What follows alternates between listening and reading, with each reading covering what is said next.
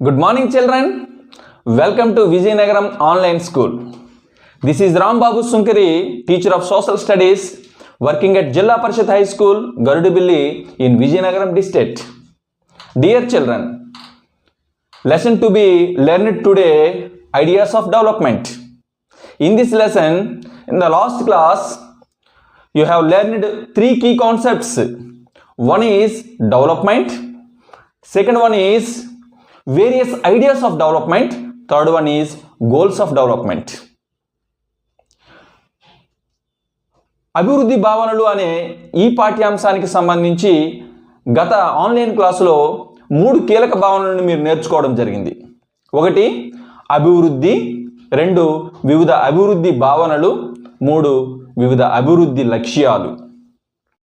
ఈరోజు ఈ అభివృద్ధి భావనలు అనే ఈ పాఠ్యాంశానికి సంబంధించి మరొక కీలకమైన భావన అయిన అభివృద్ధి ప్రామాణికాలు లేదా అభివృద్ధి కొలమానాలను గురించి తెలుసుకోబోతున్నాం. Today we will learn about various measures of development.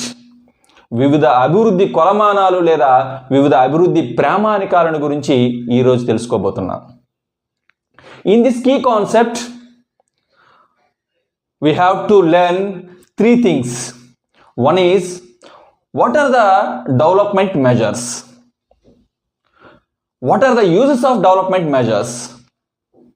What are the various categories of development measures? అభివృద్ధి కొలమానాలు అనగానేమి first one. And the second one వచ్చేసరికి అభివృద్ధి కొలమానాల యొక్క ఉపయోగం ఏమిటి, అసలు ఎందుకు మనం అభివృద్ధి కొలమానాలను ఉపయోగిస్తాం. థర్డ్ వన్, వివిధ రకాలైన వివిధ వర్గాలకు చెందిన అభివృద్ధి కొలమానాలు ఏమిటి. ఈ 3 అంశాలను కూడా ఈ కీలక భావనలో భాగంగా మనం ఈరోజు నేర్చుకోబోతున్నాం. First one, what are the development measures? అభివృద్ధి కొలమానాలు అంటే ఏమిటి? The measures which we are used to measure development of a state or of a country of a place are called development measures or measures of development. ఏ కొలమానాలు అయితే, ఏ ప్రామాణికాలు అయితే ఒక దేశం యొక్క లేదా ఒక రాష్ట్రం యొక్క లేదా ఒక ప్రాంతం యొక్క అభివృద్ధిని కొలవడానికి ఉపయోగిస్తామో ఆ కొలమానాలను లేదా ఆ ప్రామాణికాలను అభివృద్ధి కొలమానాలు లేదా అభివృద్ధి ప్రామాణికాలు అంటారు. మరొకసారి చూడండి. The measures which we are used to measure development of a place, of a state, of a country are called measures of development. ఏ ప్రామాణికాలు అయితే, ఏ కొలమానాలు అయితే ఒక ప్రాంతం యొక్క లేదా ఒక రాష్ట్రం యొక్క ఒక దేశం యొక్క అభివృద్ధిని కొలవడానికి ఉపయోగిస్తామో ఆ కొలమానాలను లేదా ఆ ప్రామాణికాలనే మనము అభివృద్ధి కొలమానాలు అంటారు. మరి సెకండ్ థింగ్ వచ్చేసరికి, what are the uses of measures of development? అసలు ఈ అభివృద్ధి కొలమానాల యొక్క ఉపయోగం ఏమిటి? అభివృద్ధి కొలమానాలను మనం ఎందుకు ఉపయోగించాలి అంటే మనం ప్రధానంగా 2 ఆస్పెక్ట్స్ని మనం ఇందులో చూడొచ్చు. ప్రధానంగా 2 రకాలైన ఉపయోగాలను మనం చూడొచ్చు. ఫస్ట్ వన్ వచ్చేసరికి to estimate development of a place, to estimate status of development of a place. ఇంకా క్లియర్గా మాట్లాడుకుంటే అంటే ఒక ప్రాంతం యొక్క అభివృద్ధి స్థాయిని తెలుసుకోవడానికి మనం డెవలప్మెంట్ మెజర్స్ అనేవి మనకు తోడ్పడతాయి. ఒక ప్రాంతం యొక్క అభివృద్ధి స్థాయిని తెలుసుకోవడానికి, తద్వారా అభివృద్ధికి సంబంధించిన వివిధ ప్రణాళికలను రూపొందించుకోవడానికి కూడా మనకి ఈ అభివృద్ధి కొలమానాలు అనేవి ఉపయోగపడడం జరుగుతుంది. So to estimate status of a development of a place or country or state. ఏదైనా ఒక దేశం యొక్క లేదా ఒక రాష్ట్రం యొక్క ఒక ప్రాంతం యొక్క అభివృద్ధి స్థాయిని తెలుసుకోవడానికి మనకి అభివృద్ధి కొలమానాలు అనేవి ఉపయోగపడతాయి. తద్వారా ఆ ప్రాంతం యొక్క అభివృద్ధి ప్రణాళికను చాలా సులువుగా రూపొందించుకోవడానికి కూడా ఇవి తోడ్పడడం జరుగుతుంది. That is the first use. And the second one వచ్చేసరికి to compare one country with another country, one state with another state, one place with another place. ఒక దేశాన్ని వేరొక దేశంతో కానీ, ఒక రాష్ట్రాన్ని వేరొక రాష్ట్రంతో కానీ, ఒక ప్రాంతాన్ని వేరొక ప్రాంతంతో కానీ పోల్చడానికి మనకి అభివృద్ధి కొలమానాలు అనేవి తోడ్పడడం జరుగుతుంది. These are the uses of development measures. This is the second thing. And third one వచ్చేసరికి categories of development of measures. వివిధ వర్గాలు, అభివృద్ధి కొలమానాలు లేదా అభివృద్ధి ప్రామాణికాలలో మనకి వివిధ వర్గాలు ఏమిటి? Development of measures can be divided into 3 types. 3 రకాలుగా మనం వర్గీకరించవచ్చు. అభివృద్ధి కొలమానాలను 3 రకాలుగా వర్గీకరించవచ్చు. ఏమిటంటే first one income measures. Income measures ఆదాయ ప్రామాణికాలు లేదా ఆదాయ కొలమానాలు. And the second one other than income measures, ఆదాయేతర ప్రామాణికాలు లేదా ఆదాయేతర కొలమానాలు. థర్డ్ వన్ వచ్చేసరికి కాంప్రహెన్సివ్ మెజర్స్, విస్తృతమైన కొలమానాలు. ఇలా 3 రకాలుగా మనం విభజించుకోవచ్చు. ఇది ఆల్రెడీ మనం గత ఆన్లైన్ క్లాసులో ఫ్లోచార్ట్ రూపంలో కూడా చూపడం జరిగింది. ఇప్పుడు కూడా ఒక్కసారిగా ఈ అభివృద్ధి కొలమానాలు లేదా అభివృద్ధి ప్రామాణికాలను ఒక ఫ్లోచార్ట్ రూపంలో చూద్దాం. Let's ready.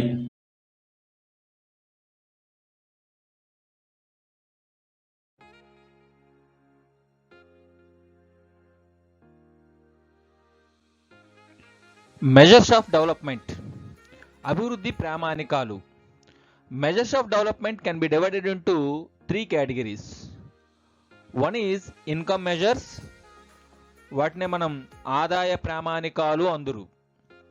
Number 2 is other than income measures, వీటిని ఎడ్యుకేషన్ అండ్ హెల్త్ ఇండెక్సెస్ అని కూడా పిలవడం జరుగుతుంది. వీటినే తెలుగులో ఆదాయేతర ప్రామాణికాలు లేదా విద్యా ఆరోగ్య సూచికలు.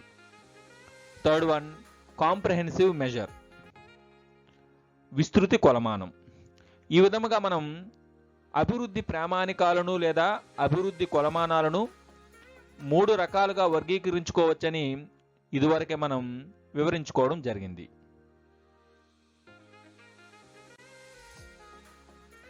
Income measures.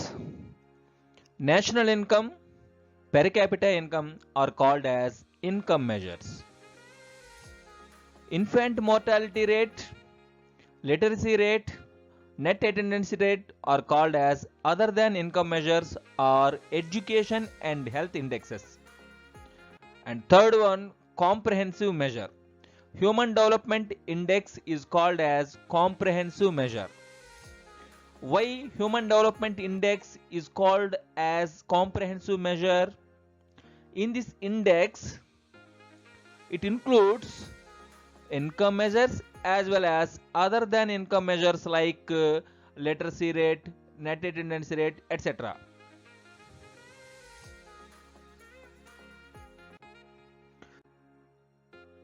అభివృద్ధి ప్రామాణికాలు. ఈ అభివృద్ధి ప్రామాణికాలలో జాతీయ ఆదాయము, తలసరి ఆదాయము ఈ రెండింటిని ఆదాయ ప్రామాణికాలు అందురు. శిశు మరణాల రేటు, అక్షరాస్యత శాతము, నికర హాజరు శాతము ఈ మూడింటిని కూడా ఆదాయేతర ప్రామాణికాలు లేదా విద్యా ఆరోగ్య సూచికలు లేదా సాంఘిక సూచికలు అని కూడా పిలవడం జరుగుతుంది. ఇక మూడవది విస్తృత కొలమానము. మానవ అభివృద్ధి సూచికను విస్తృత కొలమానముగా మనం చెప్పవచ్చు. ఎందుకంటే మానవ అభివృద్ధి సూచికలో ఒకవైపు ఆదాయ ప్రామాణికాలు ఉంటాయి, అదేవిధంగా మనకి ఆదాయేతర ప్రామాణికాలు కూడా ఈ మానవ అభివృద్ధి సూచికలో ఇమిడి ఉన్నాయి కనుక మానవ అభివృద్ధి సూచికను విస్తృతి కొలమానముగా మనం చెప్పవచ్చు. ప్రపంచవ్యాప్తంగా ప్రస్తుతము అన్ని దేశాలు కూడా అభివృద్ధిని కొలవడానికి లేదా ఇతర దేశాలతో పోల్చుకోవడానికి మానవాభివృద్ధి సూచికను విస్తృతంగా ఉపయోగించడం జరుగుతుంది. దీనిని గురించి మరింత వివరముగా మనం మానవాభివృద్ధి సూచిక అనే ఉపశీర్షికలో మనం మరింత వివరముగా నేర్చుకుందాం.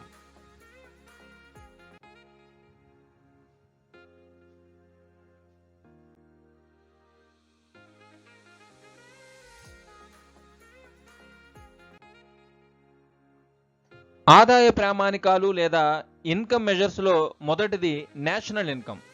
దీనిని మనం తెలుగులో జాతీయ ఆదాయము అందురు. What is national income?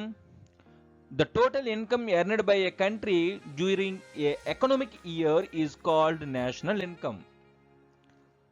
ఒక దేశము ఒక ఆర్థిక సంవత్సర కాలములో ఆర్జించిన మొత్తం ఆదాయాన్ని జాతీయ ఆదాయము అంటారు. ఇక్కడ చాలా క్లియర్గా ఒక పదాన్ని మెన్షన్ చేయడం జరిగింది. ఎకనామిక్ ఇయర్, ఆర్థిక సంవత్సరము. ఆర్థిక సంవత్సరము అంటే ఏమిటి? What is economic year are what is financial year? Economic year is also called as financial year. April 1 నుండి మార్చి 31 వరకు గల కాలాన్ని ఆర్థిక సంవత్సరము అందురు. The period between April 1st to March 31st is called financial year. ఉదాహరణకి మనం తీసుకున్నట్లయితే ఇక్కడ ఏప్రిల్ 1, 2020 నుండి తరువాత సంవత్సరము అంటే మార్చి 31, 2021 వరకు మధ్య కాలాన్ని ఫైనాన్షియల్ ఇయర్ అంటాం. ఒక ఫైనాన్షియల్ ఇయర్గా చెప్పడం జరుగుతుంది. అందుకని మనం ఫైనాన్షియల్ ఇయర్ని 2 ఇయర్స్ని కంబైన్ చేస్తూ చెప్తుంటాం. 2021, 2020, 2021 అంటే ఇప్పుడు మనం చూపెట్టిన ఏదైతే ఈ ఉదాహరణ ఉందో దీని యొక్క ఆర్థిక సంవత్సరాన్ని మనం ఎలా చెప్తామో అంటే 2020, 2021గా చెప్పడం జరుగుతుంది.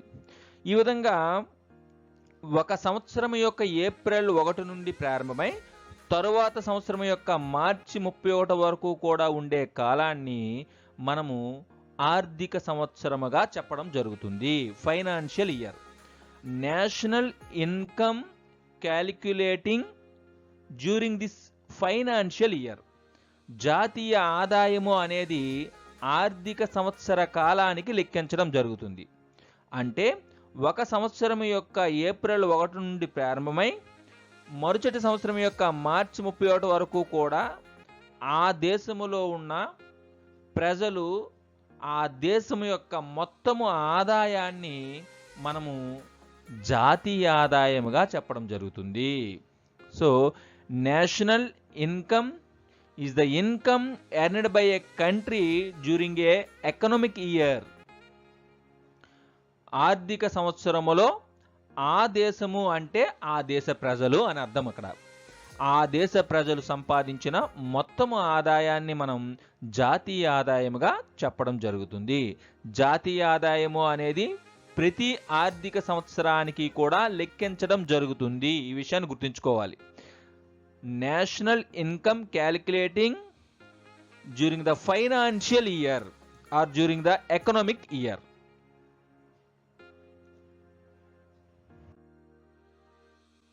అయితే ఈ జాతీయ ఆదాయము లేదా నేషనల్ ఇన్కమ్ అనేది ఒక దేశాన్ని వేరొక దేశముతో పోల్చడానికి లేదా ఒక రాష్ట్రాన్ని వేరొక రాష్ట్రముతో పోల్చడానికి ఏ విధంగా ఉపయోగపడడం జరుగుతుంది? ఇక్కడ మనకి ఒక 2 దేశాలను ఇవ్వడం జరిగింది. దేశం ఏ, దేశము బి. దేశం ఏ యొక్క జాతీయ ఆదాయము అనేది 50,000 రూపాయలు, దేశము బి యొక్క జాతీయ ఆదాయము అనేది 40,000 రూపాయలు. అంటే జాతీయ ఆదాయాన్ని అనుసరించి దేశము బి కంటే దేశము ఏ అనేది అభివృద్ధి చెందినట్లుగా చెప్పవచ్చు. ఎందుకంటే దేశము బి యొక్క జాతీయ ఆదాయము కంటే దేశము ఏ యొక్క జాతీయ ఆదాయం అనేది ఎక్కువ. అంటే జాతీయ ఆదాయము ప్రకారము ఏ దేశం యొక్క జాతీయ ఆదాయం ఎక్కువగా ఉంటే ఆ దేశము ఇతర దేశాల కంటే అభివృద్ధి చెందిన దేశముగా మనం చెప్పడం జరుగుతుంది. అయితే ఇక్కడ ఇంకొక విషయాన్ని మనం పరిశీలన చేస్తే పక్కనే మనకి జనాభా ఇవ్వడం జరిగింది. ఈ జనాభా అనేది ఇక్కడ దేశము ఏలో 10 మంది జనాభా 50,000 రూపాయలు సంపాదించినట్లుగా చెప్పడం జరుగుతుంది. దేశము బిలో 5 జనాభా 40,000 రూపాయలు సంపాదించినట్లుగా చెప్పడం జరుగుతుంది. అంటే దేశం ఏలో ఎక్కువ జనాభా ఉండి ఎక్కువ ఆదాయాన్ని సంపాదించారు. అదేవిధంగా దేశం బిలో 5 ఉండి 40,000 రూపాయలు సంపాదించడం జరిగింది. అంటే ఇక్కడ తక్కువ జనాభా ఉన్నప్పటికీ కూడా ఎక్కువ ఆదాయాన్ని సంపాదించినట్లుగా మనకి దేశం బిలో స్పష్టంగా కనిపించడం జరుగుతుంది. కానీ according to the national income, which country has high national income, that is developed country compare to the remaining countries. So అంటే నేషనల్ ఇన్కంలో కేవలము ఆదాయాన్ని మాత్రమే పరిగణలోకి తీసుకోవడం జరుగుతుంది. అభివృద్ధిని కొలవడానికి కానీ ఇతర దేశాలతో పోలికగా కానీ ఆదాయాన్ని మాత్రమే పరిగణలోకి తీసుకోవడం జరుగుతుంది. సో కనుక నేషనల్ ఇన్కంలో ఒక లిమిటేషన్ అనేది కనిపించడం జరుగుతుంది. ఏమిటా లిమిటేషన్ అంటే limitation in national income. What is the limitation? It considered only income of the country. కేవలం ఆదాయాన్ని మాత్రమే పరిగణలోకి తీసుకొని ఏ దేశం అభివృద్ధి చెందింది, ఏ దేశం వెనుకబడిన దేశమో పోల్చి చెప్పడం జరుగుతుంది according to the national income. It doesn't considered population of the country. జాతీయ ఆదాయము జనాభాను పరిగణలోకి తీసుకోదు. ఒకవేళ జనాభాను పరిగణలోకి తీసుకొని ఉండుంటే దేశం ఏ కంటే దేశము బి అభివృద్ధి చెందినట్లుగా మనము చెప్పవచ్చు, స్పష్టంగా మనకు తెలుస్తుంది. కనుక జాతీయ ఆదాయము అనగానేమి, జాతీయ ఆదాయములో ఉండే పరిమితి ఏమిటి అని మనకి ప్రశ్న వచ్చే అవకాశం అనేది ఉంటుంది. What is national income? What is the limitation in national income to measure development? ఈ ప్రశ్న అనేది స్పష్టంగా మనకు వచ్చే అవకాశం ఉంది. దానికి తగ్గట్టుగా మనము సమాధానము రాయవలసి ఉంటుంది. ముందుగా what is national income, national income యొక్క డెఫినేషన్ రాయాలి. నేషనల్ ఇన్కమ్ సైడ్ హెడ్డింగ్ పెట్టి నేషనల్ ఇన్కమ్ యొక్క డెఫినేషన్ రాయాలి. And next limitation in national income అని రాసి అందులో ఉండే లిమిటేషన్ ఏదైతే ఇప్పుడు మనం చెప్పుకున్నామో, it considered only income of the country, it does not considered population of the country అనే లిమిటేషన్ అనేది మనం రాసినట్లయితే మంచి మార్కులు అనేవి రావడం జరుగుతుంది. ఏదైతే ఈ లిమిటేషన్ ఉందో ఈ లిమిటేషన్ని ఓవర్కమ్ చేయడానికి వేరొక అభివృద్ధి కొలమానాన్ని ఇంట్రడ్యూస్ చేయడం జరిగింది. అదేమిటో ఇప్పుడు చూద్దాం.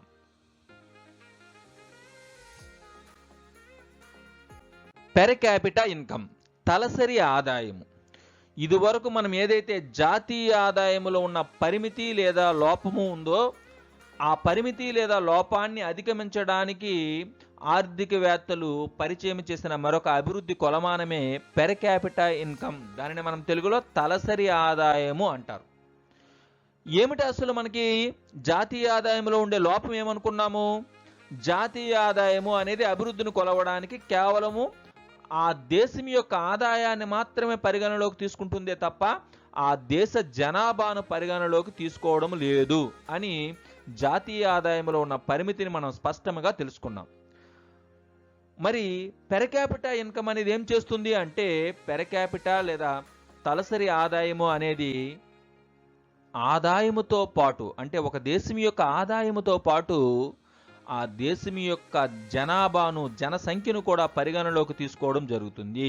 అది ఏ విధంగా చూద్దాం. What is per capita income? The average income of a country is called per capita income. Per capita income is also known as average income. ఒక దేశం యొక్క సగటు ఆదాయాన్ని ఆ దేశం యొక్క తలసరి ఆదాయము లేదా సగటు ఆదాయము అంటారు. సో ఈ తలసరి ఆదాయము లేదా పెర్ క్యాపిటా ఇన్కము అనేది ఏ విధంగా ఆదాయముతో పాటు ఆ దేశ జనాభాను కూడా మనకు పరిగణలోకి తీసుకోవడం జరుగుతుంది అంటే, ఒక్కసారిగా చూస్తే ఇక్కడ మీకు పెర్ క్యాపిటా ఇన్కమ్ అనేది ఏ విధంగా వస్తుందో మనకి క్లియర్ కట్గా ఒక ఫార్ములా ఇవ్వడం జరిగింది. Per capita income is equal to national income by population. అంటే తలసరి ఆదాయము అనేది ఏ విధంగా మనం లెక్కించడం జరుగుతుంది అంటే, తలసరి ఆదాయము ఈజ్ ఈక్వల్ టు జాతీయ ఆదాయము బై జనాభా. అంటే ఒక దేశం యొక్క జాతీయ ఆదాయాన్ని ఆ దేశం యొక్క జనాభా చేత భాగించగా వచ్చే సగటు ఆదాయం ఏదైతే ఉందో దాన్ని మనం తలసరి ఆదాయము లేదా సగటు ఆదాయము అంటాం. అంటే ఇక్కడ ఒక విషయాన్ని గమనిస్తే, ఇక్కడ జాతీయ ఆదాయము అంటే ఆదాయము, జనాభా అంటే పాపులేషను, రెండు అంశాలను కూడా మనకి తలసరి ఆదాయము అనేది పరిగణలోకి తీసుకోవడం జరుగుతుంది. ఓకేనా? అంటే ఏదైతే మనం ఇదివరకు మనం మాట్లాడుకున్న జాతీయ ఆదాయములో ఉన్న పరిమితి ఉందో ఆ పరిమితిని ఓవర్కమ్ చేస్తూ జాతీయ ఆదాయముతో పాటు జనాభాను కూడా పరిగణలోకి తీసుకుంటూ తలసరి ఆదాయాన్ని లెక్కించడం జరుగుతుంది. సో కనుక ఇక్కడ మనకి తలసరి ఆదాయము అనేది జాతీయ ఆదాయము కంటే మెరుగైన కొలమానము ఏ విధముగా మనం చెప్పవచ్చు అంటే, జాతీయ ఆదాయము అనేది కేవలము ఆ దేశం యొక్క ఆదాయాన్ని మాత్రమే పరిగణలోకి తీసుకుంటే తలసరి ఆదాయము అనేది ఆ దేశం యొక్క ఆదాయముతో పాటు జనాభాను కూడా పరిగణలోకి తీసుకుంటుంది కనుక జాతీయ ఆదాయం కంటే తలసరి ఆదాయం అనేది ఒక మెరుగైన అభివృద్ధి కొలమానముగా చెప్పవచ్చు. How we say per capita income is better than national income. National income considered only income of the country, but whereas per capita income considered not only income of the country but also population of the country. So we can say per capita income is better than national income. మనము తలసరి ఆదాయాన్ని జాతీయ ఆదాయం కంటే ఒక మెరుగైన కొలమానముగా చెప్పవచ్చు. ఎందుకంటే తలసరి ఆదాయముతో పాటు జనాభా కూడా పరిగణలోకి తీసుకొని లెక్కించడం జరుగుతుంది.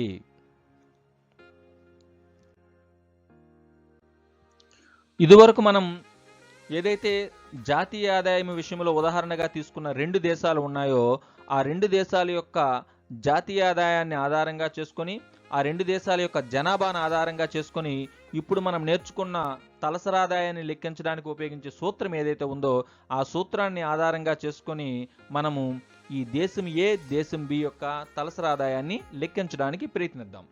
సో ఇదివరకే మనం మాట్లాడుకున్నాం దేశం ఏ యొక్క జాతీయ ఆదాయం 50,000, జనాభా 10 మంది. సో అంటే ఆ దేశం యొక్క తలసరి ఆదాయాన్ని లెక్కించాలి అంటే జాతీయ ఆదాయం తెలిసింది, జనాభా కూడా తెలిసింది. సో కనుక ఈ రెండింటిని ఆధారంగా చేసుకొని దేశం ఏ యొక్క తలసరి ఆదాయాన్ని మనం లెక్కించవచ్చు. సో తలసరి ఆదాయానికి సూత్రం ఆల్రెడీ మనం మాట్లాడుకున్నాం, జాతీయ ఆదాయము బై జనాభా. సో ఇక్కడ దేశం ఏ యొక్క జాతీయ ఆదాయం 50,000 బై జనాభా ఏమో 10. సో కనుక 50,000 బై 10 ఈజ్ ఈక్వల్ 5,000. అదేవిధంగా దేశం బి యొక్క జాతీయ ఆదాయం 40,000, జనాభా 5. 40,000 బై 5 ఈజ్ ఈక్వల్ 8,000. ఇక్కడ ఒక్కసారిగా మనం ఈ ఫలితాలను మనం పరిశీలన చేసినట్లయితే కొన్ని ఆసక్తికరమైన అంశాలు మనకి వెలుగులోకి రావడం జరిగింది. సో ఏమిటి అంటే ఇదివరకు మనము జాతీయ ఆదాయాన్ని అనుసరించి దేశము బి కంటే దేశము ఏ అభివృద్ధి చెందినట్లుగా చెప్పడం జరిగింది. ఎందుకంటే కేవలం అక్కడ ఆదాయాన్ని మాత్రమే పరిగణలోకి తీసుకున్నాం. కానీ ప్రస్తుతం మనం తలసరి ఆదాయాన్ని పరిగణలోకి తీసుకున్నట్లయితే దేశము ఏ కంటే దేశము బి అభివృద్ధి చెందినట్లుగా స్పష్టంగా మనకి తెలియడం జరుగుతుంది. సో కనుక జాతీయ ఆదాయం కంటే తలసరి ఆదాయం అనేది ఒక మెరుగైన కొలమానముగా మనం స్పష్టంగా చెప్పవచ్చు. అయితే తలసరి ఆదాయము ప్రకారము లేదా తలసరి ఆదాయము అనేది ఒక రాష్ట్రాన్ని ఇతర రాష్ట్రాలతో పోల్చడము అనేది ఏ విధంగా చేయడం జరుగుతుంది, లేదా ఒక దేశాన్ని ఇతర దేశాలతో పోల్చడం అనేది ఏ విధంగా చేయడం జరుగుతుంది అనేది ఒక్కసారిగా మనం చూస్తే ఇక్కడ మీకు ఒక పట్టిక కనిపిస్తుంది.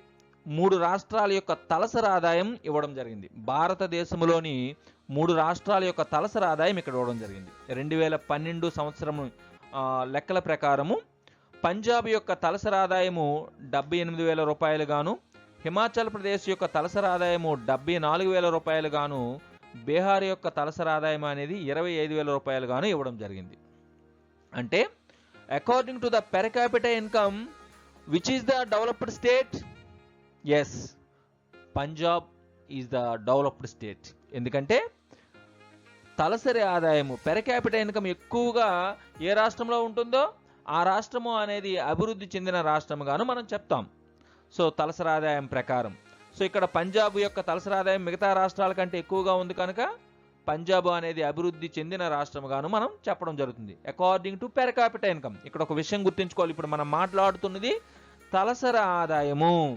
తలసరి ఆదాయాన్ని బేస్ చేసుకొని ఏ రాష్ట్రము అనేది తలసరి ఆదాయం ఎక్కువగా ఉంటుందో ఆ రాష్ట్రము అభివృద్ధి చెందిన రాష్ట్రముగాను, అదేవిధంగా ఏ రాష్ట్రం యొక్క తలసరి ఆదాయం తక్కువగా ఉంటుందో ఆ రాష్ట్రం అనేది వెనుకబడిన రాష్ట్రంగాను చెప్పడం జరుగుతుంది.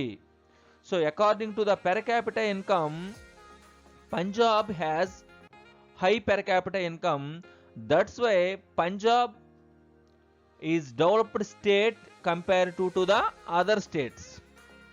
ఓకే, అయితే ఇదే పట్టికను బేస్ చేసుకొని మనకి ఇన్ఫర్మేషన్ స్కిల్ని బేస్ చేసుకొని ఒక క్వశ్చన్ అనేది కూడా వచ్చే అవకాశం ఉంటుంది.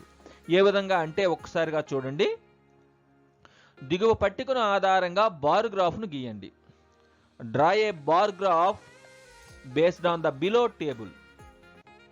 సో దిగువ పట్టికను ఆధారంగా ఒక బార్ గ్రాఫ్ను గీయండి. ఇక్కడ ఒక విషయాన్ని గమనించాలి.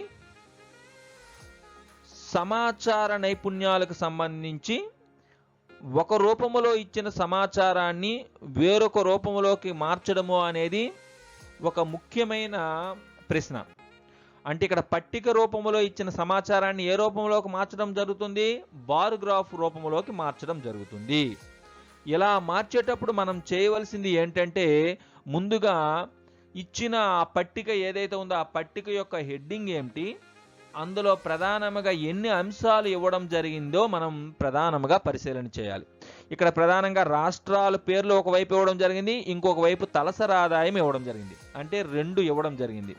ఈ రెండింటిని కూడా మనము ఏ విధంగా మనం ఈ రెండింటిని ఉపయోగించి బార్ గ్రాఫ్ను గీయాలి అంటే, ముందుగా మనం చేయాల్సింది ఏంటంటే x అక్షం తీసుకోవాలి, అదేవిధంగా y అక్షం తీసుకోవాలి. x అక్షము పైన రాష్ట్రాలను గుర్తించడం జరిగింది. ఇక్కడ చూడండి 3 రాష్ట్రాలు ఇవ్వడం జరిగింది. ఈ 3 రాష్ట్రాలను కూడా x అక్షం పైన గుర్తించడం జరిగింది. అదేవిధంగా మనకి y అక్షము పైన ఆ రాష్ట్రాల యొక్క తలసరి ఆదాయాన్ని తెలియజేసే మనకి నెంబర్స్ని మనం వేయవలసిన అవసరం అనేది ఉంది. చూడండి ఒకసారిగా. సో మనకి ఇక్కడ 20,000, 40,000, 60,000, 80,000 ఆ విధంగా నేను ఒక్కొక్క పాయింట్కి కూడా 20 కలిపేసి 80,000 వరకు తీసుకోవడం జరిగింది. ఎందుకంటే ఇక్కడ హైయెస్ట్ మ్యాక్సిమం 78,000 రూపాయలే ఉంది కనుక 80,000 వరకు తీసుకోవడం జరిగింది.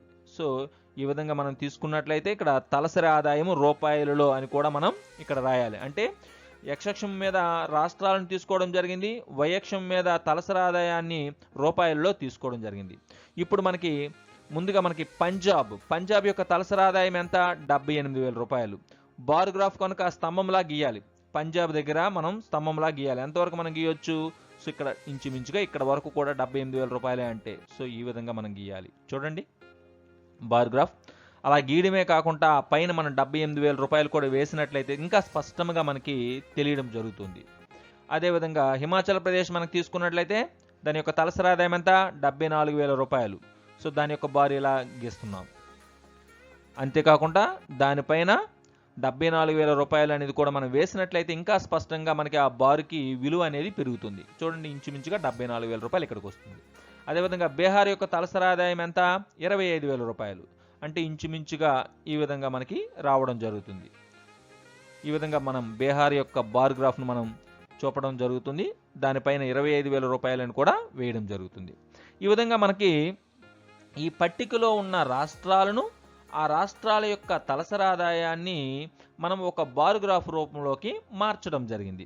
ఇలా మార్చే క్రమంలో మొదటగా మనం చేసిన పని ఏంటంటే x అక్షాన్ని y అక్షాన్ని గీసి x అక్షము పైన రాష్ట్రాలను గుర్తించడం జరిగింది, y అక్షము పైన ఆ రాష్ట్రాల యొక్క తలసరి ఆదాయాన్ని రూపాయలలో గుర్తించడం జరిగింది. సో ఇలా గుర్తిస్తూ బార్లను మనం గీయడం జరిగింది. ఇక చివరిగా చేయవలసిన పని ఏంటంటే దీని యొక్క హెడ్డింగ్ ఏదైతే ఉందో ఈ పట్టిక యొక్క హెడ్డింగే ఇక్కడ కూడా మనం తీసుకురావాలి. అంటే ఇక్కడ ఒక రూపంలో ఉన్న సమాచారాన్ని వేరొక రూపంలోకి మార్చేటప్పుడు దాని యొక్క హెడ్డింగ్ అనేది మారదు, దాని యొక్క శీర్షిక అనేది మారదు. సో కనుక అదే హెడ్డింగ్ని మనం ఇక్కడ తీసుకురావాలి. కొన్ని రాష్ట్రాల తలసరి ఆదాయం. ఇక్కడ కూడా మనకి కొన్ని రాష్ట్రాల తలసరి ఆదాయం అని ఉంది హెడ్డింగు. అదేవిధంగా ఇక్కడికి మనం తీసుకున్నట్లయితే కొన్ని రాష్ట్రాల తలసరి ఆదాయం అని హెడ్డింగు తీసుకురావాల్సిన అవసరం అనేది ఉంది. సో కనుక ఒక రూపములో, అది పట్టిక రూపంలో కావచ్చు, ఇంకొక రూపంలో కావచ్చు, ఇక్కడ మనకి పట్టిక రూపంలో ఉన్న సమాచారాన్ని బార్ గ్రాఫ్ రూపంలోకి మార్చినప్పుడైనా లేదా బార్ గ్రాఫ్ రూపంలో ఉన్న సమాచారాన్ని పట్టిక రూపంలోకి మార్చినప్పుడైనా దాని యొక్క శీర్షిక అనేది, దాని యొక్క హెడ్డింగ్ అనేది మారదు అనే విషయాన్ని గుర్తుంచుకొని ఆ విధంగా ఆ హెడ్డింగ్ అనేది మనం క్యారీ ఫార్వర్డ్ చేయాలి. ఈ విధంగా మనం ఒక పట్టికను బార్ గ్రాఫ్ రూపంలోకి ఏ విధంగా మార్చవచ్చో మనం ఇప్పుడు తెలుసుకున్నాం. ఇది చాలా ఇంపార్టెంట్. మనకి 4 మార్క్ క్వశ్చన్ వచ్చే అవకాశం అనేది కూడా ఉండడం జరుగుతుంది. అంటే ఒక రూపంలో ఉన్న సమాచారాన్ని వేరొక రూపంలోకి ఏ విధంగా మార్చవచ్చు అనే దీనికి ఒక ఎగ్జాంపుల్. ఇది కేవలం ఒక ఎగ్జాంపుల్ మాత్రమే. అంటే పట్టిక రూపంలో ఉన్న సమాచారాన్ని బార్ గ్రాఫ్ రూపంలోకి ఏ విధంగా మార్చవచ్చో ఇప్పుడు మనం చూసాం. అదేవిధంగా ఇదే పట్టిక పైన ఇంకొక రకంగా కూడా అడగవచ్చు. అంటే ఈ పట్టిక ఇచ్చి మనకి దిగువ కొన్ని ప్రశ్నలు ఇచ్చి ఈ పట్టికన ఆధారంగా దిగువ ప్రశ్నలకు సమాధానాలు రాయండి. ఏ రాష్ట్రం యొక్క తలసరి ఆదాయం ఎక్కువగా నమోదైంది, లేదా ఏ రాష్ట్రం యొక్క తలసరి ఆదాయం అనేది తక్కువగా నమోదైంది, లేదా తలసరి ఆదాయం ప్రకారము పై ఇచ్చిన 3 రాష్ట్రాలలో అభివృద్ధి చెందిన రాష్ట్రం ఏది? ఏదవుతుంది? తలసరి ఆదాయం ఎక్కువగా ఉన్న రాష్ట్రం ఏది? పంజాబ్. కనుక పంజాబ్ను మనం రాస్తాం. అదేవిధంగా పై 3 రాష్ట్రాల్లో తలసరి ఆదాయం ప్రకారము వెనుకబడిన రాష్ట్రం ఏది? ఏమవుతుంది? తక్కువ తలసరి ఆదాయం ఏ రాష్ట్రం ఉంది? ఎస్, బీహార్. కనుక బీహార్ అనేది బ్యాక్వర్డ్ స్టేట్గా మనం చెప్పడం జరుగుతుంది.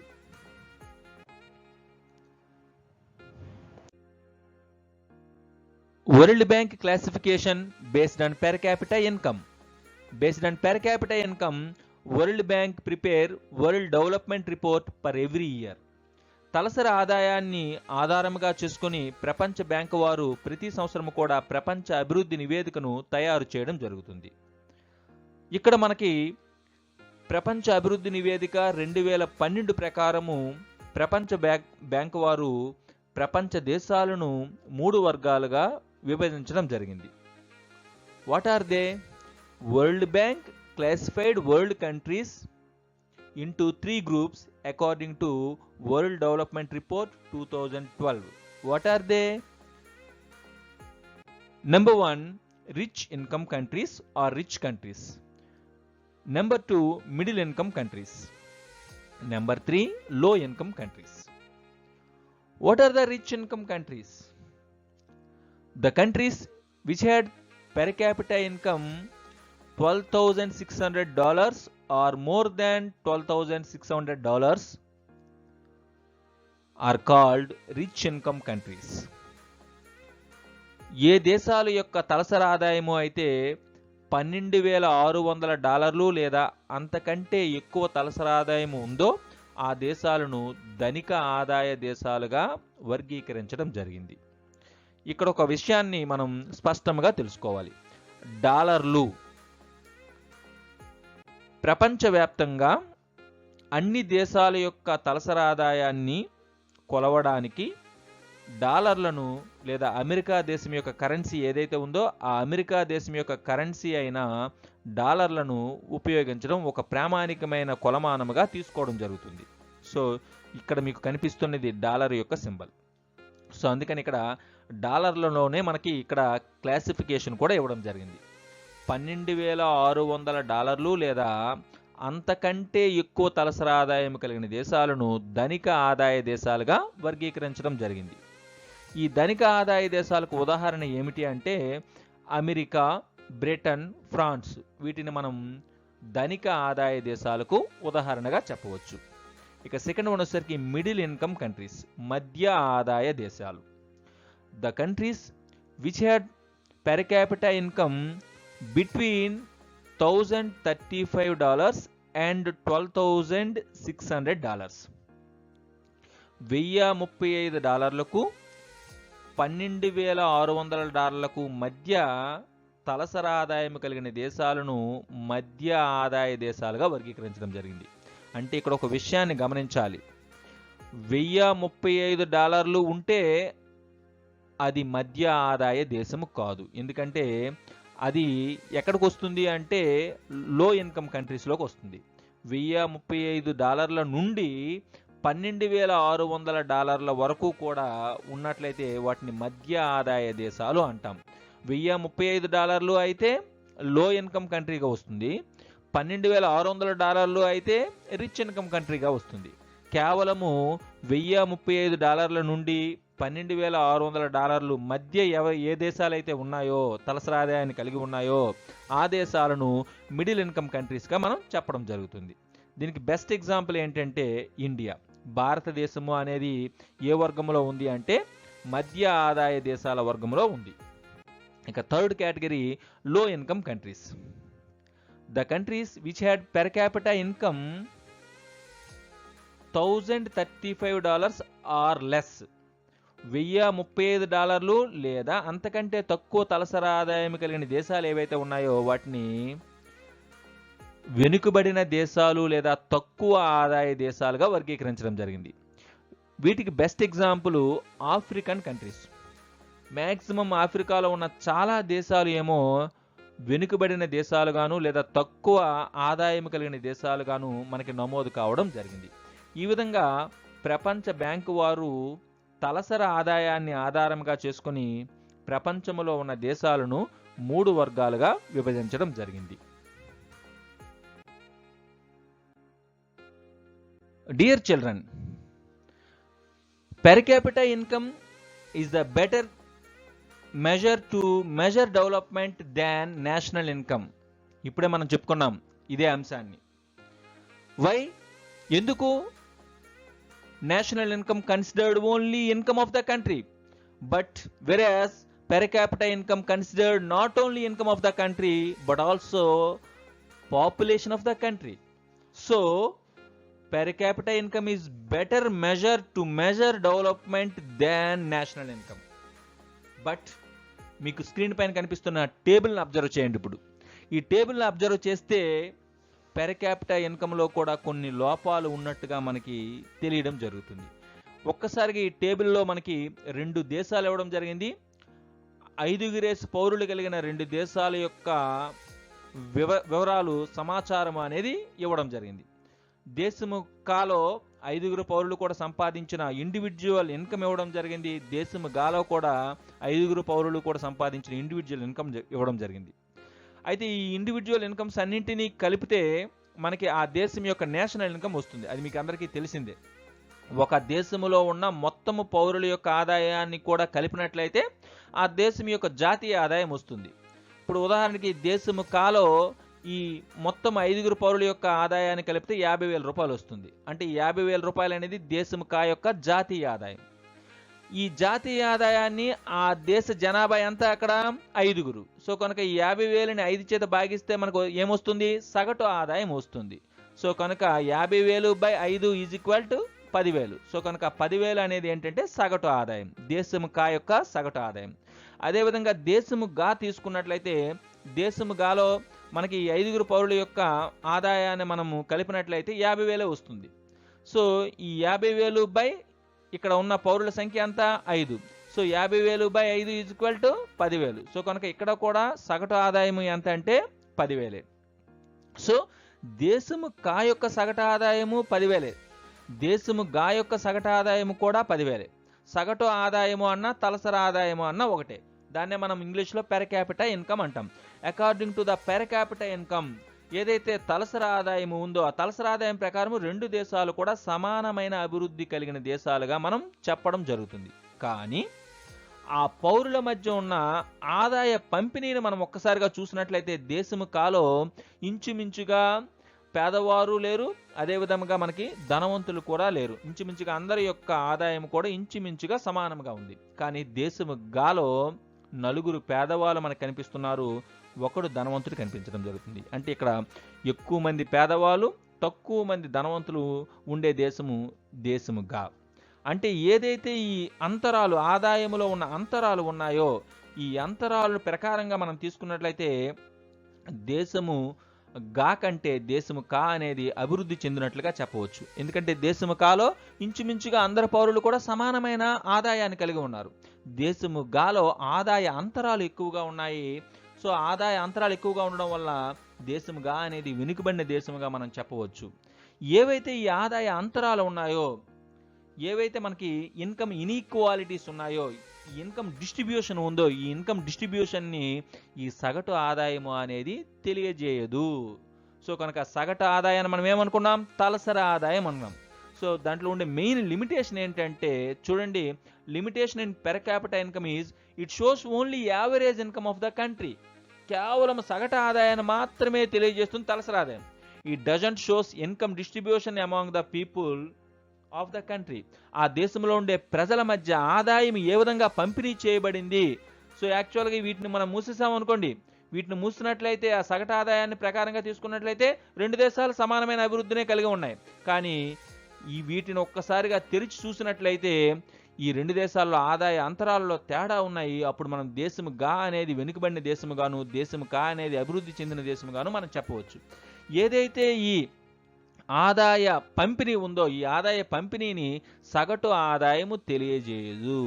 సో ఇదే దీని యొక్క ప్రధానమైన లిమిటేషను, ప్రధానమైన పరిమితిగా మనం చెప్పవచ్చు. సో దీనిపైన మనకి ఒక ప్రశ్న వచ్చే అవకాశం ఉంది. So what is per capita income, what is the limitation in per capita income, తలసరి ఆదాయము అనగానేమి, తలసరి ఆదాయంలో ఉండే పరిమితి ఏమిటి అనే ఒక ప్రశ్న వచ్చే అవకాశం అనేది కూడా ఉంది. అదే పరిమితిని మనకి ఇంకొక పిక్చర్ కూడా మనకి చూపడం జరుగుతుంది. ఒక్కసారిగా అబ్జర్వ్ చేయండి ఈ పిక్చర్ని. ఈ పిక్చర్లో మొదటి పిక్చర్ ఒకసారిగా అబ్జర్వ్ చేస్తే ఇక్కడ ధనికులు కానీ పేదలు కానీ లేని దేశముగా మనకి ఇక్కడ చూపడం జరిగింది. అంటే ఒక 5 వ్యక్తులు 4 కుర్చీల పైన కూర్చున్నారు. అదేవిధంగా రెండో పిక్చర్ని మనం అబ్జర్వ్ చేసినట్లయితే ఇక్కడ ఒక వ్యక్తి 4 కుర్చీల పైన పడుకున్నాడు. 4 వ్యక్తులు 2 కుర్చీల పైన సర్దుకోవాల్సిన పరిస్థితి ఉంది. అంటే ఇక్కడ ధనికులు పేదలు ఉన్న దేశముగా మనం దీన్ని చెప్పవచ్చు. సో కనుక ఈ పిక్చర్ కూడా ఏం చెప్తుంది అంటే, ఏదైతే మనకి ఆదాయ పంపిణీ ఉందో ఆ ఆదాయ పంపిణీ అనేది మనకి క్లియర్ కట్గా కనిపించినట్లయితే సో ఏ దేశం అభివృద్ధి చెందింది, ఏ దేశము వెనుకబడిందో మనం చెప్పవచ్చు. కానీ సగటు ఆదాయము అనేది ఏదైతే ఈ పంపిణీ ఉందో ఆదాయ పంపిణీని మనకి చూపడం జరగట్లేదు. కనుక సగటు ఆదాయంలో మనకి ఇన్కమ్ డిస్ట్రిబ్యూషన్ తెలియదు కనుక అది ఒక లిమిటేషన్గా మనకి, ఒక పరిమితిగా మనకి చెప్పడం జరుగుతుంది. సో ఈ పరిమితిని అధిగమించడానికి తరువాత కాలంలో ఆర్థికవేత్తలు మరికొన్ని అభివృద్ధి కొలమానాలను మనకి పరిచయం చేయడం జరిగింది. అవి ఏమిటో మనం తెలుసుకుందాం.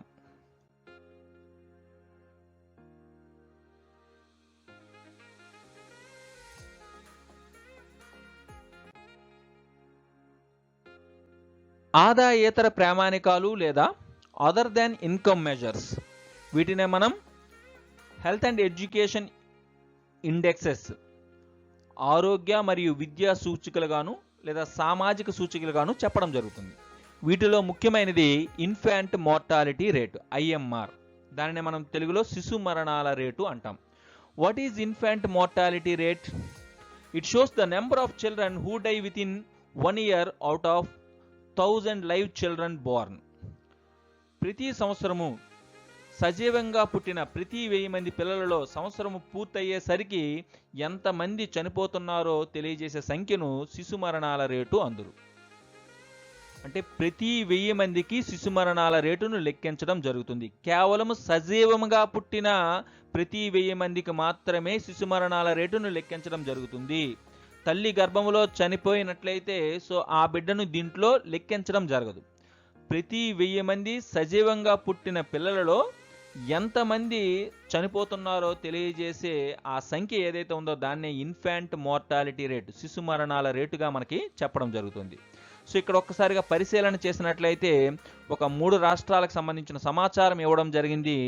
ఇక్కడ శిశు మరణాల రేటు 2006వ సంవత్సరంలో ప్రతి 1000కి కూడా పంజాబ్ రాష్ట్రంలో శిశు మరణాల రేటు అనేది ఏ విధంగా ఉండదంటే 42. అంటే ప్రతి 1000 మందిలో 42 మంది శిశువులు ఒక సంవత్సరం వయసు పూర్తి కాకముందే చనిపోతున్నారు. అదేవిధంగా హిమాచల్ ప్రదేశ్లో మనం తీసుకున్నట్లయితే ప్రతి 1000 మందిలో 36 మంది చనిపోవడం జరుగుతుంది ఒక సంవత్సరం వయసు పూర్తి కాకముందే. అదేవిధంగా బీహార్లో మనం తీసుకున్నట్లయితే 62 మంది చనిపోవడం జరుగుతుంది. అంటే దీని ప్రకారంగా మనం తీసుకున్నట్లయితే శిశు మరణాల రేటు అనేది మనకి ఎక్కువగా మనకి బీహార్లో కనిపించడం జరుగుతుంది. తక్కువగా మనకి ఎక్కడ కనిపిస్తుంది అంటే హిమాచల్ ప్రదేశ్లో కనిపించడం జరుగుతుంది. అంటే ఏ రాష్ట్రంలోనైతే శిశు మరణాల రేటు తక్కువగా ఉందో అక్కడ ఆరోగ్య పరిస్థితులు మెరుగుగా ఉన్నట్లుగా మనం చెప్పవచ్చు. కనుక శిశు మరణాల రేటు ప్రకారంగా తీసుకున్నట్లయితే హిమాచల్ ప్రదేశ్ అనేది అభివృద్ధి చెందిన రాష్ట్రముగా చెప్పవచ్చు, బీహార్ అనేది వెనుకబడిన రాష్ట్రముగా మనం చెప్పవచ్చు.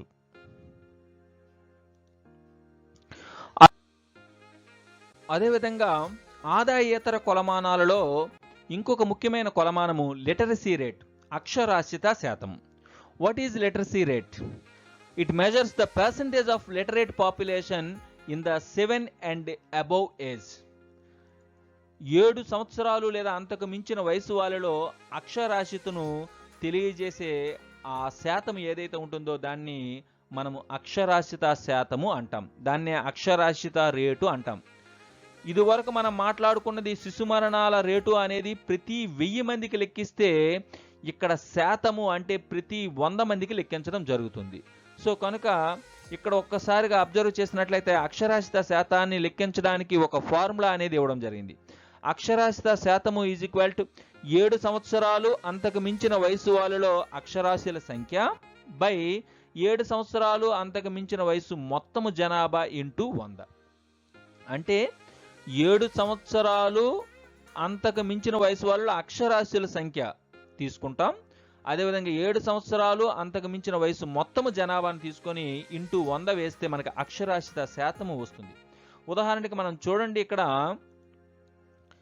7 సంవత్సరాలు అంతకు మించిన వయసు వారిలో అక్షరాస్యుల సంఖ్య 70గా తీసుకున్నట్లయితే ఒక దేశానికి సంబంధించి, ఆ దేశంలో 7 సంవత్సరాలు అంతకు మించిన వయసు మొత్తము జనాభా 100గా తీసుకున్నట్లయితే 70/100 ఇంటూ 100 ఈజ్ ఈక్వల్ టు 70% వస్తుంది. అంటే ఆ దేశం యొక్క అక్షరాస్యత శాతము అనేది ఎంత అవుతుంది అంటే 100%.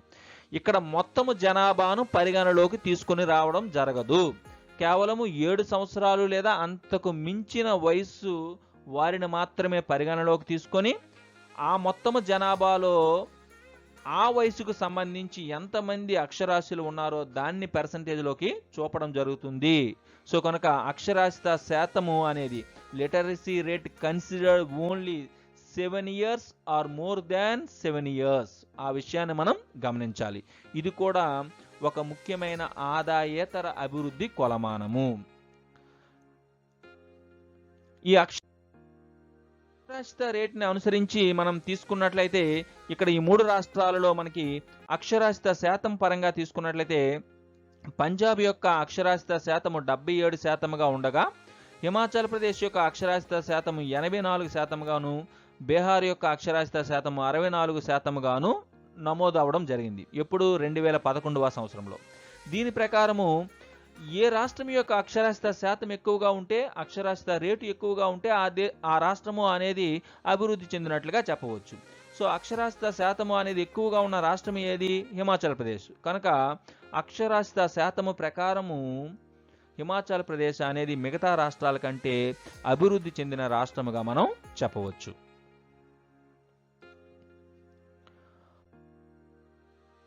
ఆదాయేతర ప్రామాణికాలలో మరొక ముఖ్యమైన కొలమానము నెట్ అటెండెన్స్ రేట్, నికరు హాజరు శాతం. What is net attendance rate? It shows the percentage of children attending school out of the total number of children in age group 6 to 17 years. 6 నుంచి 17 సంవత్సరాల వయసు పిల్లలలో బడికి హాజరవుతున్న పిల్లల శాతాన్ని నికరు హాజరు శాతము అనేది తెలియజేయడం జరుగుతుంది. So net attendance rate considered only 6 to 17 years age group. ఈ నికరు హాజరు శాతాన్ని లెక్కించడానికి మనం ఒక ఫార్ములాను చూడవచ్చు. సో అదేమిటంటే, నికరు హాజరు శాతము ఈజ్ ఈక్వల్ టు 6 నుండి 17 సంవత్సరాల వయసు వాళ్ళలో బడికి హాజరవుతున్న పిల్లల సంఖ్య బై 6 నుండి 17 సంవత్సరాల వయసు మొత్తము పిల్లలు ఇంటూ 100. సో 6 నుండి 17 సంవత్సరాల వయసు పిల్లలలో సో ఎంతమంది బడికి హాజరవుతున్నారు బై 6 నుండి 17 సంవత్సరాల మొత్తము పిల్లలు ఎందరూ ఇంటూ 100 వేస్తే మనకి నికర హాజరు శాతం అనేది రావడం జరుగుతుంది. ఉదాహరణకి మనం తీసుకున్నట్లయితే 6 నుండి 17 సంవత్సరాల వయసు వాళ్ళలో ఒక 80 మంది పాఠశాలకు హాజరవుతున్నారు అనుకుంటే, ఆ వయసుకు చెందిన మొత్తము వారు ఎంతమంది అంటే ఒక 100 మందిగా తీసుకున్నట్లయితే 80/100 into 100 is equal to 80%. So కనుక ఇక్కడ మనకి నికర హాజరు శాతం ఎంత అవుతుంది అంటే 80% అవుతుంది. సో నికర హాజరు శాతము అనేది మనం లెక్కించేటప్పుడు 6 నుండి 17 సంవత్సరాలు ఆ వయసును మనం పరిగణలోకి తీసుకోవాలి. ఆ వయసుకు చెందిన వారిలో ఎంతమంది బడికి హాజరవుతున్నారు ఆ సంఖ్య తీసుకుంటాం. అదేవిధంగా ఆ వయసుకు చెందిన మొత్తం జనాభాను తీసుకుంటాం. ఇంటూ 100 వేస్తే మనకి నికర హాజరు శాతం అనేది రావడం జరుగుతుంది. ఈ నికర హాజరు శాతాన్ని అనుసరించి మనకి ఈ 3 రాష్ట్రాలను ఒకసారిగా పరిశీలన చేసినట్లయితే 2006 సమాచారం ప్రకారము పంజాబ్ యొక్క నికర హాజరు శాతం 76గా ఉండగా, హిమాచల్ ప్రదేశ్ యొక్క నికర హాజరు శాతం అనేది 90గా ఉంది. బీహార్ యొక్క నికర హాజరు శాతం అనేది 56గా ఉంది. సో ఈ నికర హాజరు శాతాన్ని అనుసరించి అత్యధిక నికర హాజరు శాతము కలిగిన రాష్ట్రం ఏది అంటే హిమాచల్ ప్రదేశ్. దీని ప్రకారము నికర హాజరు శాతం ప్రకారం according to the net attendance rate Himachal Pradesh అనేది మనం ఒక అభివృద్ధి చెందిన రాష్ట్రముగాను, మిగతా రాష్ట్రాల కంటే అభివృద్ధి చెందిన రాష్ట్రముగాను మనం చెప్పవచ్చు. దిగువ పట్టికను ఆధారంగా బార్ గ్రాఫ్ను గీయండి. Draw A bar graph based on the below table. ఈ పట్టికను ఇదివరకు మనం 3 ఆదాయేతర ప్రామాణికాలను వివరించుకునేటప్పుడు మనం చూసిన పట్టిక ఇది. ఈ పట్టికను ఆధారంగా చేసుకుని ఒక బార్ గ్రాఫ్ను గీయమని చెప్పడం జరిగింది. అయితే ఇదివరకు ఒక పట్టికను బార్ గ్రాఫ్ రూపంలోకి ఏ విధంగా గీయవచ్చో ఆల్రెడీ మనం మాట్లాడుకున్నాం. సో కాకపోతే దానికి దీనికి తేడా ఏమిటి అంటే, అక్కడ 3 రాష్ట్రాలు, ఆ 3 రాష్ట్రాలకు సంబంధించి ఒక ప్రామాణికము, తలసరి ఆదాయము అనే ఒక ప్రామాణికమే ఇవ్వడం జరిగింది, దానిని మనం గీయడం జరిగింది. కానీ ఇక్కడ 3 రాష్ట్రాలు, ఒక్కొక్క రాష్ట్రానికి సంబంధించి 3 ప్రామాణికాలు, శిశు మరణాలు, అక్షరాస్యత శాతము, నికర హాజరు శాతం 3 ప్రామాణికాలను ఇవ్వడం జరిగింది. సో ఈ 3 ప్రామాణికాలు 3 రాష్ట్రాలకు సంబంధించి మనం గుర్తించేటప్పుడు కొన్ని రంగులను కానీ, కొన్ని గీతలను కానీ, కొన్ని ప్యాటర్న్స్ని కానీ మనం ఉపయోగించి బార్ గ్రాఫ్ను నిర్మించవలసిన అవసరం అనేది ఉంది. సో ఏ రకమైన బార్ గ్రాఫ్ను అయినా మనం x అక్షము, y అక్షము అనేది ముందుగా గీయవలసి ఉంటుంది. సో ముందుగా మనం x అక్షాన్ని గీద్దాం, అదేవిధంగా y అక్షము. x అక్షము పైన ఇక్కడ చూడండి రాష్ట్రాలను తీసుకోవచ్చు, లేదా ఈ 3 ప్రామాణికాలను తీసుకోవచ్చు. కాకపోతే నేను ఇక్కడ ఈ 3 ప్రామాణికాలను తీసుకుంటాను. ఎందుకు అంటే, ఈ 3 ప్రామాణికాలను ఎందుకు తీసుకోవడం జరుగుతుంది అంటే, ప్రతి ప్రామాణికములో ఈ 3 రాష్ట్రాల యొక్క విలువలను పోల్చడానికి మనకి చాలా సులువు అవుతుంది. కనుక ఈ 3 రాష్ట్రాల యొక్క విలువలను పోల్చడానికి ముందుగా x అక్షము పైన కేవలం నేను ప్రామాణికాలను తీసుకున్నాను. శిశు మరణాలు, అక్షరాస్యత శాతము, నికర హాజరు శాతం. అదేవిధంగా y అక్షము పైన ఏంటంటే సంఖ్యాపరమైన విలువలను తీసుకోవడం జరిగింది. 20, 40, 60, 80, 100. సో మ్యాక్సిమం మనకి 90 ఉంది కనుక 100 వరకు నేను తీసుకోవడం జరిగింది. సో ముందుగా శిశు మరణాలకు సంబంధించి 3 రాష్ట్రాల యొక్క విలువలను బార్ రూపంలో చూపడం జరుగుతుంది. సో ముందుగా పంజాబ్ విలువ ఎంత? 42. సో ఈ విధంగా చూపడం జరిగింది. అదేవిధంగా హిమాచల్ ప్రదేశ్ 36, బీహార్ 62 ఈ విధంగా చూపడం జరిగింది. ఇక్కడ మీరు ఒక్కసారిగా పరిశీలన చేయండి. 3 రాష్ట్రాలకి సంబంధించి శిశు మరణాల రేట్లను ఈ విధంగా మనం చూపడం జరిగింది. అదేవిధంగా అక్షరాస్యత శాతాన్ని మనం తీసుకున్నట్లయితే పంజాబ్ యొక్క అక్షరాస్యత శాతము 77, హిమాచల్ ప్రదేశ్ యొక్క అక్షరాస్యత శాతము 84, బీహార్ యొక్క అక్షరాస్యత శాతము 64. ఈ విధంగా అక్షరాస్యత శాతాన్ని మనం చూపడం జరిగింది బారుల రూపంలో. అదేవిధంగా నికర హాజరు శాతానికి సంబంధించి మనం తీసుకున్నట్లయితే పంజాబ్ నికర హాజరు శాతము 76, హిమాచల్ ప్రదేశ్ నికర హాజరు శాతము 90, బీహార్ నికర హాజరు శాతము 56. ఈ విధంగా నికర హాజరు శాతాన్ని చూపడం జరిగింది. ఇక్కడ ఒక విషయాన్ని పరిశీలన చేసినట్లయితే 3 ప్రామాణికాలలో కూడా పంజాబ్కు ఒకే రంగు ఇవ్వడం జరిగింది. చూడండి, గ్రీను గ్రీను గ్రీన్. అదేవిధంగా 3 ప్రామాణికాలలో కూడా హిమాచల్ ప్రదేశ్కి పింక్ కలర్ ఇవ్వడం జరిగింది. 3 ప్రామాణికాలలో కూడా బీహార్కి లైట్ బ్లూ కలర్ ఇవ్వడం జరిగింది. ఈ ఇండికేషన్ అనేది మనం చూపాలి. సో పంజాబ్ అంటే ఈ రంగులో ఉన్న బార్ అనేది పంజాబ్కి సంబంధించినదని, ఈ పింక్ కలర్లో ఉన్న బార్ అనేది హిమాచల్ ప్రదేశ్కి సంబంధించింది అని, అదేవిధంగా బ్లూ కలర్లో ఉన్న బార్ అనేది బీహార్కి సంబంధించిందనే విషయాన్ని మనం చెప్పొచ్చు. సో ఇక్కడ కలర్సే కాదు, ఇక్కడ పంజాబ్కి అడ్డు గీతలు, హిమాచల్ ప్రదేశ్కి నిలువు గీతలు, బీహార్కి అదేవిధంగా క్రాస్గా ఉన్న గీతలు ఇవ్వచ్చు. మనం ఏ రకంగానైనా ఇవ్వచ్చు. అంటే సింపుల్గా ఇక్కడ చూడండి, శిశు మరణాల రేటు విషయంకి వచ్చేసరికి చూడండి, సింపుల్గా ఏ రాష్ట్రం యొక్క శిశు మరణాల రేటు ఎక్కువగా ఉంది? ఎస్, బ్లూ కలర్ యొక్క బారు బీహార్. అంటే బీహార్ అనేది వెనుకబడిన రాష్ట్రముగా మనం చెప్పవచ్చు. అంటే కంపారిజన్ అనేది చాలా సులువుగా ఉంటుంది అనే ఉద్దేశం మీద ఈ విధంగా నేను బార్లను ఎంచుకోవడం జరిగింది. సో ఇలా బార్ల నిర్మాణం జరిగిన తర్వాత మనం చేయవలసిన పని ఏంటనుకున్నాం? చివరగా ఈ టేబుల్ యొక్క పైన హెడ్డింగ్ ఏదైతే ఉందో అదే హెడ్డింగ్ని మనం ఈ బార్ గ్రాఫ్ కూడా పెట్టాలి. సో కొన్ని రాష్ట్రాలకు సంబంధించిన తులనాత్మక గణాంకాలు అనే హెడ్డింగ్ కూడా పెట్టవలసిన అవసరం అనేది ఉంది. సో హెడ్డింగ్ కంపల్సరీ పెట్టాలి. అదే హెడ్డింగ్ని ఇక్కడ క్యారీ ఫార్వర్డ్ చేస్తే మనకి 1 మార్కు కూడా తగ్గకుండా మనకి % మార్క్స్ అనేవి పడడం జరుగుతుంది. సో ఒకే ప్రామాణికం ఇస్తే బార్ గ్రాఫ్గా ఎలా మనం గీయొచ్చు, అదేవిధంగా 1 కంటే ఎక్కువ ప్రామాణికాలు ఇస్తే ఎలా గీయొచ్చో కూడా మనం తెలుసుకోవడం జరిగింది. 1 కంటే ఎక్కువ ప్రామాణికాలు ఇచ్చేటప్పుడు మనం రంగులను కానీ, గీతలను కానీ, ప్యాటర్న్స్ కానీ ఉపయోగించి మనము బార్ గ్రాఫ్ను నిర్మించవచ్చు. దిగువ పట్టికను చదివి క్రింది ఇవ్వబడిన ప్రశ్నలకు సమాధానాలు రాయండి. ఇదివరకు మనము ఏదైతే మనం 2 పట్టికలను మనము వివరించుకున్నామో ఆ 2 పట్టికలను కలిపి ఒక పట్టికగా ఇచ్చి ఆ పట్టికను చదివి కొన్ని ప్రశ్నలు ఇచ్చి ఆ ప్రశ్నలకు సమాధానాలు రాయమని మనకి సమాచార నైపుణ్యం కింద ఒక ప్రశ్న ఇచ్చే అవకాశం ఉంటుంది. సో ఎలా మనకి ప్రశ్నలు ఇచ్చే అవకాశం ఉందో ఒకసారిగా చూడండి.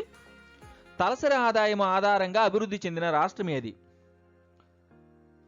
Which is the developed state according to per capita income. Per capita income ఎక్కువగా ఉన్న రాష్ట్రం ఏది? పంజాబ్, 78,000 రూపాయలు. సో కనుక దీనికి సమాధానం ఏమవుతుంది అంటే పంజాబ్. అదేవిధంగా రెండో క్వశ్చన్ చూడండి. ఆదాయేతర ప్రామాణికాల ఆధారంగా అభివృద్ధి చెందిన రాష్ట్రం ఏది? Which is the developed state according to other than income measures. ఆదాయేతర ప్రామాణికాలు ఆధారంగా అభివృద్ధి చెందిన రాష్ట్రం. ఆదాయేతర ప్రామాణికాలలో మంచి స్థాయిలో ఉన్న రాష్ట్రం చూడండి. శిశు మరణాల రేటు తక్కువగా ఉంది, అక్షరాస్యత శాతం ఎక్కువగా ఉంది, నికర హాజరు శాతము ఎక్కువగా ఉంది. ఏ రాష్ట్రం? హిమాచల్ ప్రదేశ్. కనుక దీనికి సమాధానము హిమాచల్ ప్రదేశ్. ఇక మూడో క్వశ్చన్ చూడండి. రెండింటిని కూడా కలిపి అడగడం జరిగింది. ఆదాయానికి మానవాభివృద్ధికి మధ్య సంబంధం ఏ విధంగా ఏర్పరచవచ్చు, లేదా ఆదాయానికి ఆదాయేతర కొలమానాలకు మధ్య సంబంధాన్ని ఏ విధంగా ఏర్పరచవచ్చు? మానవాభివృద్ధి అంటే ఏమిటో చెప్పుకుందాం, ఎందుకంటే తరువాత ముఖ్యమైన విస్తృతమైన కొలమానము మానవాభివృద్ధి, దాని గురించి మాట్లాడదాం. ఇక్కడ ఆదాయానికి ఆదాయేతర ప్రామాణికాలకు మధ్య సంబంధాన్ని ఏ విధంగా ఏర్పరచవచ్చు? ఒక్కసారిగా అబ్జర్వ్ చేస్తే ఆదాయం ఎక్కువగా ఉంటే ఆదాయేతర ప్రామాణికాల యొక్క విలువ కూడా మంచి స్థాయిలో ఉంటుందని మీరు భావిస్తున్నారా? లేదా ఆదాయం తక్కువగా ఉంటే ఆదాయేతర ప్రామాణికాల విలువ అనేది తక్కువగా ఉంటుందని మీరు భావిస్తున్నారా? ఒక్కసారిగా అబ్జర్వ్ చేస్తే ఆదాయం ఇక్కడ పంజాబ్ది 78,000 రూపాయలు ఉంది, కానీ 78,000 రూపాయలు తలసరి ఆదాయం కలిగిన పంజాబ్ అనేది హిమాచల్ ప్రదేశ్ ఒకసారిగా అబ్జర్వ్ చేస్తే 74,000 రూపాయల తలసరి ఆదాయం మాత్రమే ఉంది. 74,000 రూపాయలు అంటే పంజాబ్ కంటే తక్కువ తలసరి ఆదాయము కలిగిన హిమాచల్ ప్రదేశ్ పంజాబ్ కంటే ఆదాయేతర ప్రామాణికాలలో మంచి స్థాయిలో ఉంది. సో కనుక ఆదాయం ఎక్కువగా ఉన్నంత మాత్రాన ఆదాయేతర ప్రామాణికాలలో కూడా ఆ రాష్ట్రము లేదా ఆ దేశము మంచి స్థాయిలో ఉంటుందని మనం చెప్పలేము. అలా అని ఆదాయము తక్కువగా ఉంటే ఆదాయేతర ప్రామాణికాలు మంచి స్థాయిలో ఉండవు అని కూడా మనం చెప్పలేము. కనుక ఆదాయానికి ఆదాయేతర కొలమానాలకు మధ్య ఒక స్పష్టమైన సంబంధాన్ని ఏర్పరచలేము. ఆ విషయాన్ని మనం స్పష్టంగా మనం ఈ పట్టికల ద్వారా తెలుసుకోవచ్చు. ఇంతవరకు కూడా మనం ఈ పాఠంలో మనం 3 రాష్ట్రాల పేర్లను మనం ఉపయోగించడం జరిగింది. ఆ 3 రాష్ట్రాలను కూడా ఒక్కసారిగా భారతదేశ పటంలో మనం గుర్తిద్దాం. అందులో మొదటిది Punjab. This is Punjab. And the second one Himachal Pradesh. This is Himachal Pradesh. And third one Bihar. This is Bihar. These are the 3 important states which are used in this lesson. Dear children, measures of development అనే ఈ కీ కాన్సెప్ట్లో ఇన్కమ్ మెజర్స్లో భాగంగా national income, per capita income గురించి తెలుసుకోవడం జరిగింది. అదేవిధంగా other than income మెజర్స్లో భాగంగా infant mortality rate, literacy rate, net attendance rate వంటి 3 ప్రామాణికాలను గురించి వివరించుకోవడం జరిగింది. ఇక చివరగా మెజర్స్ ఆఫ్ డెవలప్మెంట్లో third category comprehensive measure, that is human development index. దీని గురించి రాబోయే ఆన్లైన్ క్లాసులో వివరంగా తెలుసుకుందాం. దీనితో పాటు public facilities, development as progress over time అనే ఇంకొక 2 కీ కాన్సెప్ట్స్ గురించి కూడా రాబోయే ఆన్లైన్ తరగతిలో వివరించుకుందాం. ఇంతవరకు కూడా అయినా ఈ పాఠ్యాంశంలో ఉన్న అంశాలపైన మనకి ఈ వీడియో యొక్క డిస్క్రిప్షన్లో ఒక వర్క్షీట్ ఇవ్వడం జరిగింది. దానిని చేయడానికి ప్రయత్నం చేయండి.